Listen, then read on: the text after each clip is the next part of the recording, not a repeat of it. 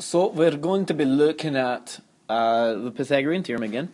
Hopefully again. You hopefully have seen this in maybe Algebra 1 or Geometry. Definitely in Geometry. But coming back, you're going to use it a lot in later math classes. So we're going to review it real quick. If you have any right triangle, a right triangle means that there's a triangle where one of the angles is 90 degrees. And when we get to radians, that would be pi over 2 radians. But this works for any right triangle where A and B are the legs of the triangle. They're the shorter sides of the triangle, and the longest side is called the hypotenuse, and we're going to call that C. So we have the legs, which are A and B, and the hypotenuse is C. And if you take A squared and you add it to B squared, that's going to be equal to the hypotenuse squared. And there's actually many proofs of this. They're kind of cool, but we don't need to get into that too much or at all. So let's just see if we can use this properly. I think the biggest confusion that some people have is telling which are the legs and which are the hypotenuse. The legs are always touching the right angle. They're the sides that make up the right angle. So these are always going to be the legs because it's right next to the right angle. And then the hypotenuse is always opposite the right angle.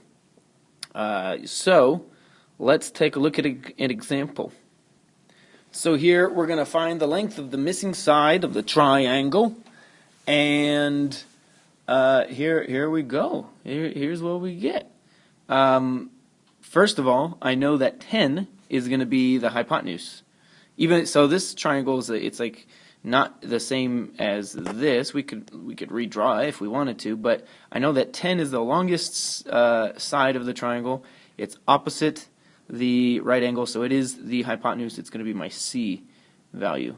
And then this can be A or B. It doesn't actually matter which one you call it. It doesn't matter. So what I'm going to do is I'm going to say, okay, this is A, this is C. So I have 5 square root of 2.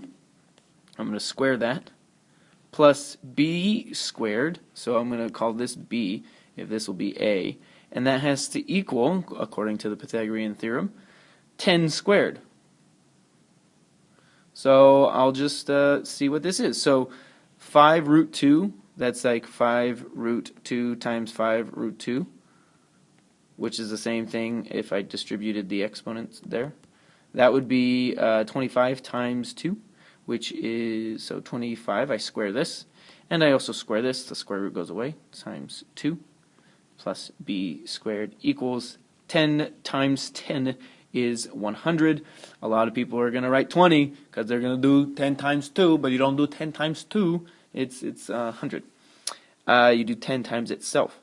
So this would be 25 times 2 is 50 plus B squared. And that is going to equal 100. And then I just solve for B. Okay, so I just subtract 50. And I get B squared is equal to 50, and I square root both sides. Square root. Normally, when we square root, we do the plus or minus, but in this case, we're talking about a triangle that we want to be able to draw, so we're going to ignore the negative part because we don't have a negative distance. This is not in a coordinate plane, so having a negative distance doesn't really make sense. So we're just going to ignore the negative part. So we get B equals the square root of 50, and I'm going to reduce that. 50, square root of 50, remember that's just the same thing as the square root of 25 times 2, which is the same thing as 5 times 5 times 2, right? The 25. This is a long way of simplifying. You could probably do this in your head, but this would be 5 squared times 2. The whole idea was to get a square, because now I would have 5 squared underneath the square root, and the 2 underneath the square root, so this would be 5 root 2. Hey, just like the other one. So this triangle was not drawn to scale, but there you have it.